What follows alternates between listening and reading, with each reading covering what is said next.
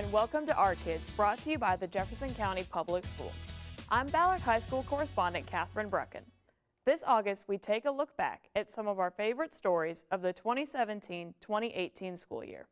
Let's start by revisiting the murder mystery going on in the Medical Sciences program at Wagner High School. Today we're at Wagner High School. It's a 6th period biomedical science. I'm in biomedical class and we're doing the blood splat project. So the entire course, the students are spending their time trying to figure out what happened to a woman named Anna Garcia. She is a victim, and so far we're trying to see if it was, if she was either murdered or she killed herself, or like kind of why she died. We are analyzing blood spatter today and how that's going to help us figure out what happened to Anna. They have a crime scene that is set up in the classroom, and they start investigating the crime scene from day one. The white poster paper, that is what you are going to be dropping the blood onto. So the first day I walked into this classroom, I didn't really notice it, and then she explained it to us, and I went over to it, and I didn't really know what to think, but it's pretty cool. It's a really nice crime scene to investigate. It's a nice hands-on activity to do. On the right side? Right here. Like centimeters? They learned that she has diabetes, that she has heart disease, so they are learning about what's happening inside of Anna's body and trying to put all of that information together to come to a conclusion at the very end of the year about what happened. So we basically dropping blood from the height, and we're seeing how small or big that would be. The blood is Anna's, and basically everything at the crime scene is Anna's, except for the I don't remember what it was, but there's a guy named Alex, and I'm pretty sure it was his footsteps.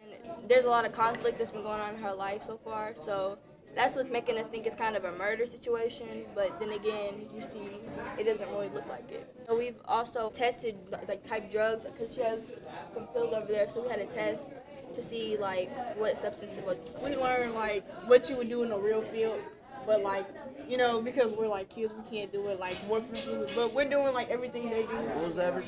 25.3. They're collaborating in small groups to work through projects, so there are lots of other skills that they're learning besides the biomedical sciences content. Honestly, for me, hands-on learning helps me learn more. It just makes me experience it a lot better, so now I understand instead of reading it out of a book, it's easier to understand. So now you have an image in your head, so the next time you talk about it, you can, oh yeah, I remember when it was off 60 centimeters, it was what it looked like and how big it was and exactly what it is. Hands-on activities, I think you get more into the activity, and you get to cooperate with the people that you're sitting next to. I either want to be a CSI agent or a doctor. I want to be a CSI agent.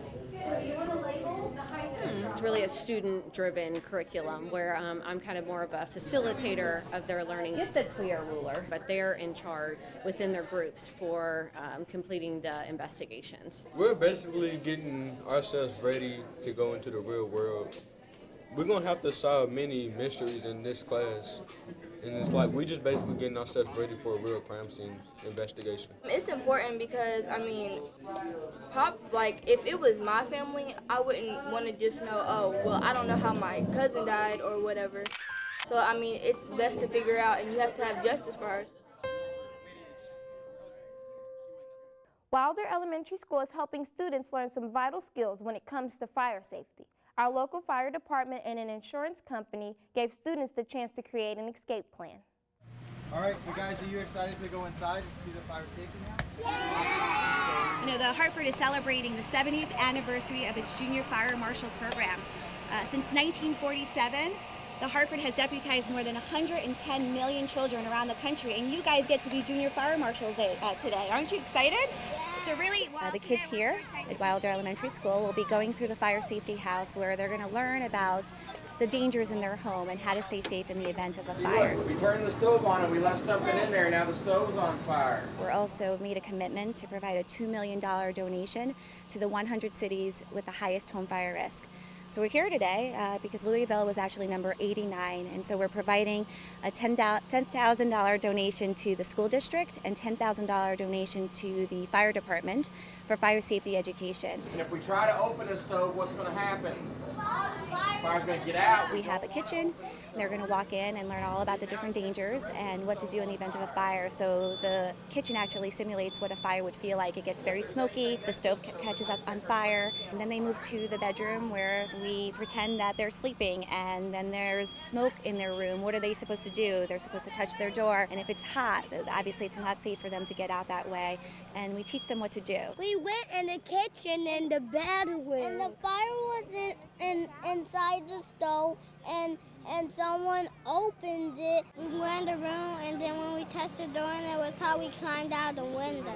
You know, we are definitely committed to making sure that our students are safe and that they're learning about making safe choices. And this program certainly helps us educate our students to be able to do that. Right now, you see us dressed like this in our nice uniforms and our badges, and we look really friendly and we're nice, and we are friendly and nice. But if there's a problem in your house, we're not going to be dressed like this. After they go through the fire safety house, they'll get to meet the local firefighters here in Louisville. We'll get to see them in gear so they're not scared of them. In the event of a fire, they show up at their home. We're really trying to encourage them to know that firefighters are there to protect them and to keep them safe in the event of a fire. All right, now we're going to go to our meeting place. Public fire safety education is an important mission and a primary mission for our departments. We take every opportunity we can to come out, speak to children about fire safety, work with any type of civic group dealing with fire safety. Today is just a great opportunity for us, and I want to thank everybody. Since 1947, the Hartford has deputized more than 110 million children around the country to become junior fire marshals. And so as part of the program, the Hartford made a commitment to educate 1.5 million children around the country on fire safety. He's going to still cover up. You can still see parts of him, so he's got to cover up more. I think what I've learned over the past 6 cities that I've been to is that they're really learning so much and they're taking away so much from the experience, and ultimately that's why we're here. We want them to have a good day and a fun day, but ultimately it has to be a learning day where they're going to take away really important lessons that hopefully will keep them safe and keep them from any dangers moving forward. At Manual High School, dumpsters are being transformed with art and compassion. I'm basically just drawing like a bunch of patterns right now. We're at DuPont Manual High School, and what's happening here is a part of the nonprofit organization, Good Clothes, Good People. I got an email from a former student, and he and Zabib asked me if I would be willing to help do the art part of this project, and I was like, sure, because I felt like that my students would really enjoy giving back to the community, doing a project that takes them away from just creating art portfolios and their own artwork, but actually giving back to the community and really working on project-based and hands-on learning. So Josh McPhee is the artist that we're focusing on, and he does this is prints that he did, and it's like climate change and stuff. And he's an activist for that. The ultimate purpose is to combine artistry and community service, where we get donated bins, we paint them, we put them in different spaces around Louisville, we get the clothing donations, and they stay right here in Louisville. The cans are going to be artistically decorated so that they will be engaging, so people walk by and say, oh wow, what's that? And then hopefully they will say, oh, I want to donate to this project because these bins are so alluring, they're calling to me. So we have 3 at Manual and 1 at Mazik, and both of those bins are for the CAT program, the Clothing Assistance Program, but the other bins that we have, those are both going to go to the Wayside for the homeless population in Louisville. I think it's great for the magnet that we get to do something like this and help the community, and I think it's a really cool thing that we're doing. And this is a way for them to see how the logistics behind creating a big art project that's for the community. For instance, we had to have paint donated. We've had to come up with ideas that would work on the side of a dumpster, because sometimes the ideas are too complicated, sometimes they're too simple. This is about climate change, the cool. Yes.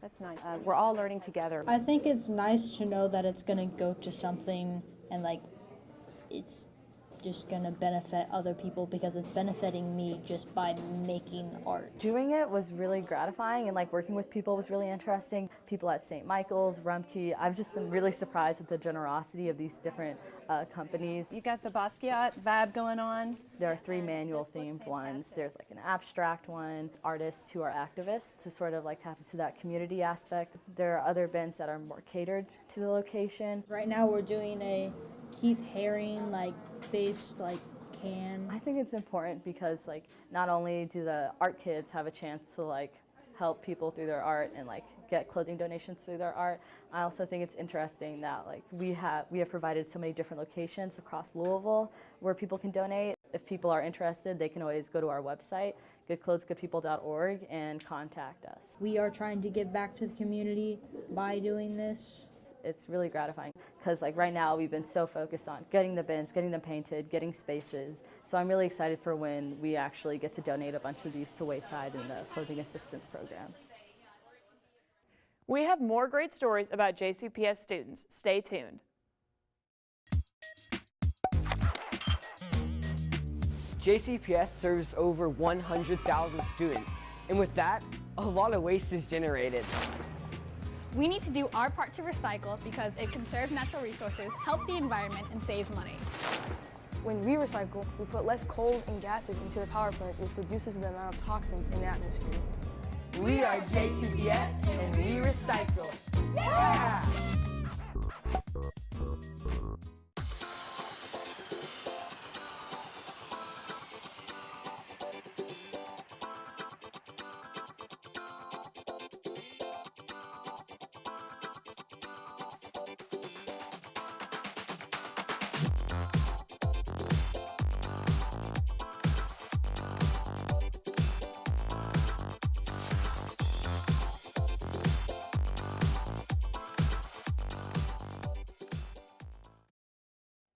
Welcome back to Our Kids. I'm Ballard correspondent Katherine Brucken.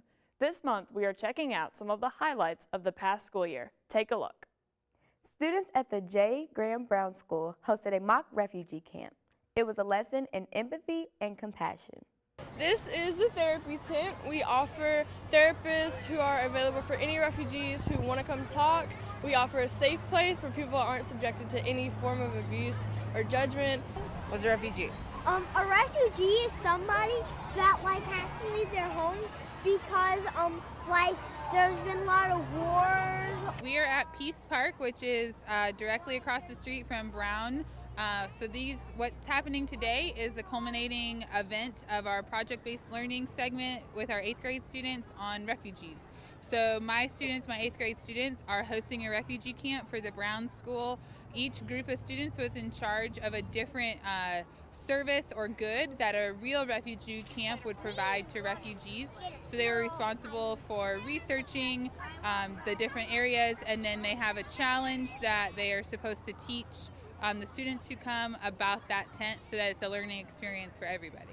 We're teaching kids how it's hard for refugee camps, especially to get education. Coming into the camp, refugees have often endured a ton of very traumatic experiences. The reason that refugees come to camps in the first place is because of violence in their homes, and they often have PTSD because they've been through such traumatic things, like seeing war right in front of them. It's going to probably look like they're running around crazy, but they're actually walking around from tent to tent, learning about the refugee experience. So it's helping us understand the hardships and putting ourselves in the refugee's shoes, and we're getting a better understanding of what they go through on a daily basis.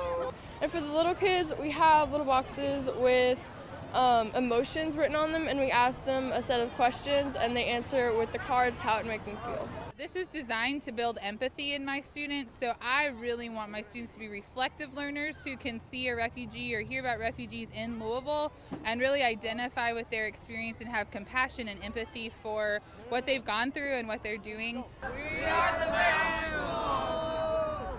We were walking down there, we'd filled the jugs up here, and then we walked down there to simulate what's going on and what families have to go through every day in Africa. They have to walk down to the river and come back, and they have to carry much more than we do for longer times. We're raising money and awareness for a well that we're building in South Sudan by a school, just to kind of so that the kids that go to that school and their families can get fresh water, fresh clean water. And we have set up a donation site on H2O for Life. It's really hard for them to live with the stuff that they've gone through, like war sometimes, and just having to deal with that in their minds. Sometimes their parents are dead, or sometimes their whole entire family is gone. We've been working on this project for quite a while. It's been roughly 2 months, and it's changed my views on a lot of the world and our societies. This is a great example of deeper learning because my students had to exhibit a lot of independence in getting this going. They had to look at multiple sources of information. They had to compile and synthesize information, and a lot of it was done independent of me. So I was the facilitator of the learning experience, and then they were responsible for getting the knowledge and putting it all together. At Slaughter Elementary, their Men of Honor group held a tie ceremony for young men setting good examples and showing leadership. You tuck it in right there, see? You bring it through. We are at Slaughter Elementary, and we are at the Men of Honor tie ceremony. You, Isaiah, come up and select your tie. Men of Honor is a program that we've initiated here at Slaughter Elementary School to help young men to develop self-worth and self-esteem, to have positive thoughts about themselves, and to care about themselves as well as others. And make sure when you go over and under, keep it up towards your neck, okay? We work on being respectful, responsible, safe and kind, and treating others how you want to be treated. Imagine you're in a sticky situation and you do a bad choice. Things get worse, but if you make a good choice, things get better. Be respectful, be responsible, be safe and kind, but we don't want them to just think about that for themselves. We want them to respect others. We want them to care for others. Men of Honor is mainly teaching us how to learn how to grow up to be an honorable man. So how can you be an honorable man without a tie? We ready? So right here, go over one more time, okay? It means a lot to them. They will wear their ties. I would see them out on the playground playing with their ties on. They wouldn't take them off. It gives them a bolster of self-esteem that someone else cares about them besides just the people they see in their school building every day. We are Men of Honor! We have more great stories about JCPS students. Stay with us. We get, on a weekly basis, we have deliveries from Courtney Farms. We get watermelons, we get different peppers. She delivers broccoli each week, and we have Leeds Gardens. He delivers peppers, corn on the cob, banana squash puree, and then we have Mr. Ayers, who's Ayers Orchards. He delivers different varieties of apples. So we get red and yellow watermelons from Courtney Farms and Jones Brothers weekly. On the apples, we probably do 125 cases a week. The watermelons, we've been running around right about 400 cases a week. We get squash and zucchini, and then blueberries we ended up getting 300, which those all went straight to our schools. So it does make a difference in the numbers. I think it cuts down on produce from out of the state of Kentucky, and it's bringing our numbers up where it's local, Kentucky proud. Usually the yellow ones come in 2 to a case, the red ones are usually 4 to a case. Welcome back to Our Kids. I'm Ballard correspondent Katherine Brucken. Check out some of our favorite stories from the 2017-2018 school year. Students at No Middle School combine art and activism by creating works that help spread important messages about community issues. Would anyone like to share out? And if you can't afford to have a future, then there's really no point to it. Just commending them on the fact that they are thinking outside of themselves. They're thinking about community. They're thinking about things that they can do. We're here at No Middle School, and we're doing a community forum with all of my 8th grade visual arts students. When you're talking about Job Corps, what I'd like to see is community leaders actually really mentoring our kids. It's mainly to convince people to do better in their community with help from these organizations and their students to encourage them to do good in different scenarios. Art has a big impact on raising awareness about many topics like bullying, LGBT rights, and drugs. It can get the message out easier. Students decided on issues that they saw within their community, and they actually found organizations that worked towards helping those issues. We would not be able to do what we could do without our volunteers. they started developing projects with those organizations. So they asked them if they had any needs that were arts-based needs, because these are all visual arts students that we have. We did a People's History poster about the first trans women to write about LGBT rights, the Stonewall riots. Bullying, it affects a lot of people. It affects everyone. Working together can make a difference. Just, coming together and working hard. It's really cool to show it to someone outside of school. Showing it to your peers is one thing, but showing it to an adult who works with the organization every day is amazing. It's an amazing experience. I'm extremely proud. They had to completely take charge and actually email or call these organizations and then set up times to meet and work on the projects. And so just that process alone, to see them do that was amazing, and to see what came out of that. We also need a lot of volunteer work. Congratulations to Lincoln Performing Arts School. They broke the world record for number of people dressed as President Lincoln. I'm dressed as Abraham Lincoln. I'm dressed as Abraham Lincoln. I'm dressed as Abraham Lincoln. We are breaking a world record. Well, we here at Lincoln today are very excited because we are making an attempt to break the Guinness Book of World Records. The most people in one place dressed as Abraham Lincoln, but his birthday was actually on Monday, so because it was a snow day, we weren't here, so we're gonna do it today. 560 something. Abraham Lincoln is the name of our school. We are Lincoln Performing Arts School. We admire Abraham Lincoln. We've studied his contributions that he has made for all citizens. And appreciate the opportunity to celebrate the month of his birth and give him some love today on Valentine's Day.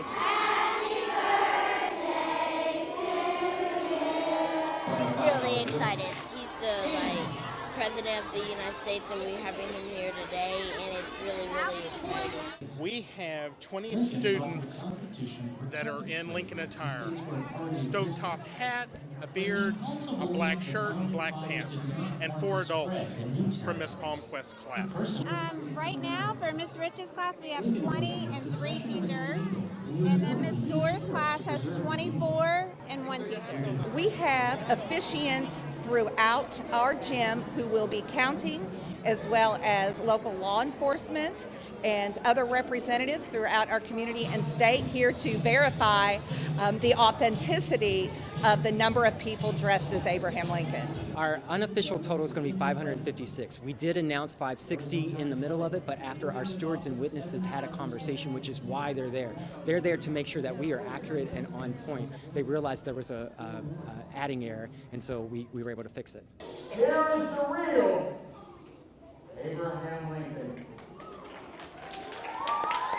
We had to learn more about the history and what actually happened. While our students were making hats and beards, they were also writing about Abraham Lincoln, discussing the history of Abraham Lincoln. So yes, we were having deeper learning conversation. Oh, it's really awesome. Check out the awesome creations designed by students at the Crosby Middle School Invention Convention. My invention is a dog food refiller.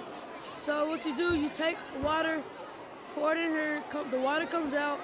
So in swim races, when kids false start, normally they swim their whole lap not knowing that they false started, but this is a light that goes at the bottom of the pool. It's a waterproof LED. Is it supposed to go up your leg and get all the hair off, and it saves you more time? My invention is a baby disposable coverall. A portable cap so you can put on any cup, and when it spills, no water comes out. We're at Crosby Middle School today, and this is the Invention Convention. This is a hydraulic juice compressor, and then making all kinds of ideas and thinking and trying new things and all that. They are demonstrating their prototypes. So what they initially designed, they have to prove that it actually works. My invention is the air detector. This right here is the air detector, and it tells you if they're sealed or not sealed. I hurt my back pretty badly, so I decided to make something that it's a 2-foot-long stick, and you don't have to bend down to get food. So you can go like this. You barely have to use your back. You get a whole bucket of dog food, and then you just go like that. This is the hydraulic robotic arm, and the reason I wanted to create this is that some people can have a problem reaching for stuff. Over halfway. How it works is these hydraulic cylinders use hydraulic pressure to extend and contract in three axes. Up and down is Z, in and out is X, and side to side is Y. The toys have been officially picked up. I'm blown away because a lot of this, all the building takes place at home. So we talk about everything in the classroom and everything's on paper. Then you start seeing all the creations and it just gives me chills. It's just amazing to see where their ideas take them. Students at Olmsted Academy South created a new song with the lead singer of the rock group, My Morning Jacket. It was a special moment where the girls showed off their creativity and hard work. We are at Olmsted Academy South. We're doing the Young Authors Greenhouse. We're performing our poems that we wrote like a couple of weeks ago. The girls have been engaged in a songwriting workshop with Teddy Abrams from the Louisville Orchestra, Jim James of My Morning Jacket. The girls are excited to present for these kind of famous people. All the young authors got together and we decided that we should write a poem about our neighborhoods, our bedrooms, and we got together with Jim James and we wrote a poem on his song, I'm Amazed. It is amazing. It's like they see the world in such a beautiful light and there's so much truth that just comes out immediately. You know, I think everybody who has dealt with kids of all ages knows that beautiful, unfiltered aspect where just the truth comes out. So yeah, it's been really amazing. Not even a rocket. Jim James has taken a sentence from one of our poems and put it in a song. 10 gallons of creativity, 1 cup of ideas, 1 1/2 cups of partnership or individuality. We talk all the time about giving students authentic experiences and allowing them to share their work with authentic audiences and having real world reasons. In your dreams, most of the time you have good things happen, but in the world there's bad things happening, so I just put it together you breathe in something that you want and something that you like, and then you breathe out what's happening in the world. It lets me share my feelings on how I feel and what's going on around me. I'm amazed the sky is darker than ever. I'm amazed by the sun coming out like a heartbeat. I want them to know that their voice matters and that what they say, that people want to hear that. The other thing that I want them to hopefully understand is that school doesn't always have to be books and tests, and that it can be these wonderful interactions and these opportunities to express themselves in newer, deeper ways. Kind of cool that you get to work with people that have had experience writing songs. Not even a rocket.